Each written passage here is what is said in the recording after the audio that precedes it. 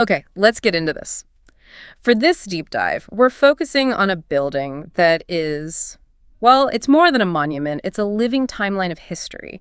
We're talking about Ayasofya. If you look it up today, the full official name is Ayasofya-i Kabir Kami Sharifi, a grand mosque. But really, through all the changes, the name that has stuck is its historical one, Ayasofya.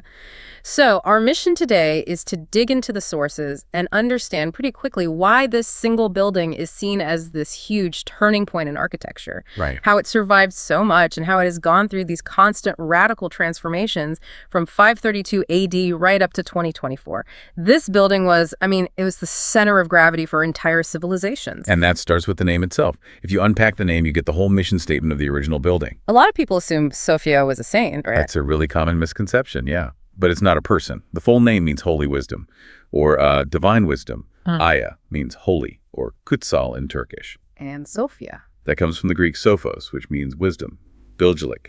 So divine wisdom. The original building was meant to embody a theological concept, not just honor a person. Exactly. One of the three qualities of God in Christian theology. And here's the other crucial piece of context right at the start.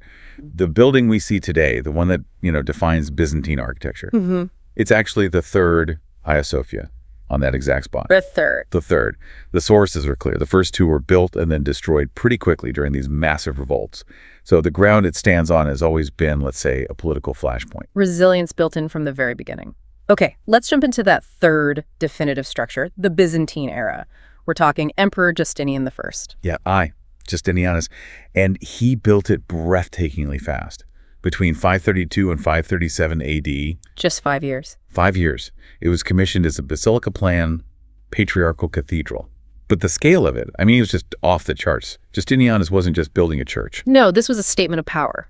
A huge one. He reportedly spent something like 320,000 pounds of gold on it. And the workforce was, estimates put it around 10,000 people. It was a massive undertaking. And it wasn't just the labor, it was the materials. They were sourcing them from everywhere. And that's part of the genius of it. They were, in a way, recycling history. The sources say they brought in huge columns, doors, special stones from older temples across the whole empire. Merging the past into the heart of the new capital. Yes, drawing the entire empire into this one central project. But the real reason, the reason we still study it, is its revolutionary structure. Right.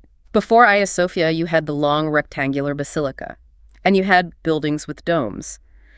But putting a massive circular dome on top of a huge rectangular hall, that was the problem. It was the ultimate geometric puzzle. And how did they solve it? This is the key takeaway for anyone listening, the mastery of the pendentive. Okay, so what exactly is a pendentive? Think of it like a curved triangular piece of a sphere.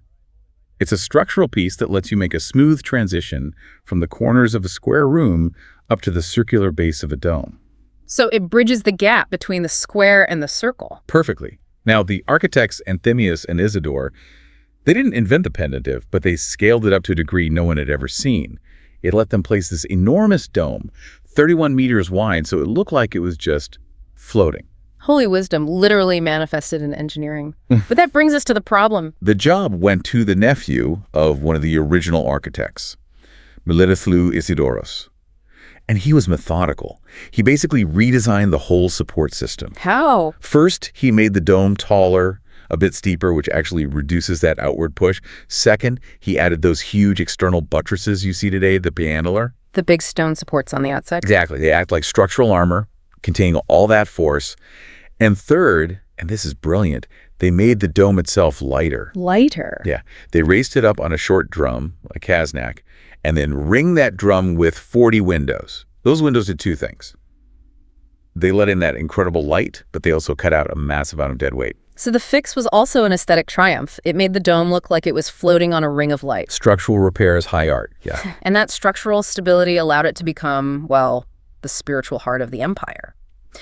For 1,000 years, Ayasofya was the cathedral of the Patriarch of Constantinople, the center of Eastern Orthodox Christianity. It must have held an unimaginable amount of wealth.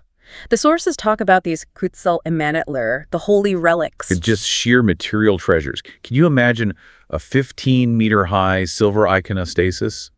A wall separating the sanctuary made entirely of silver. That's a symbol of almost unimaginable wealth and power. And with that power comes immense gravity. So when the faith itself fractured, it happened right there, inside those walls.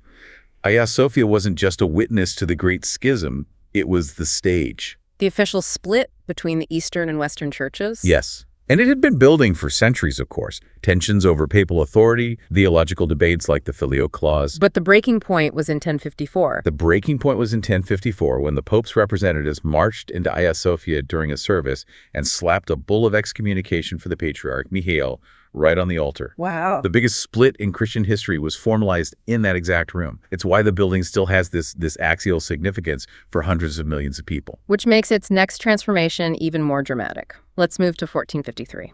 Conquest. The Ottoman conquest. And the first major conversion, ordered by Sultan Mehmed II, who immediately declared it a mosque. And functionally, that meant adding things like minarets for the call to prayer. Yes, but the most interesting decision, historically, was what they did with the Christian art inside, all the mosaics. They didn't destroy them, which is what you might expect. They didn't. The sources show this amazing conservation strategy. Any mosaics without human figures, they were mostly left alone. But the ones with figures, Christ, the Virgin Mary, they were covered up. With plaster. With a thin layer of plaster. And this is the great irony of its history. That this act, which was done for religious reasons, to make it suitable for non-figural worship, accidentally became the greatest act of preservation imaginable. That's it, exactly. That plaster was like a time capsule. Yes. It protected those delicate Byzantine mosaics from centuries of soot, humidity, light, damage, everything. It sealed them perfectly. And the Ottomans continued to maintain the structure itself, didn't they? They kept adding supports. Oh, absolutely. The original Dawn was still a bit temperamental. Great Ottoman architects like Mimar Sinan spent a lot of time strengthening the buttresses and support walls to make sure it would survive for another 500 years. It's almost like a collaborative project across empires. Okay, let's fast forward another 400 plus years. The 20th century. The Republic of Turkey? Another radical shift. A huge one. This is where it goes from a sacred space to a secular one. The turning point is a decree from Mustafa Kemal Ataturk in 1934 for a full renovation. And then the big decision in 1935. Yes, by a cabinet decision, it was officially converted into a museum.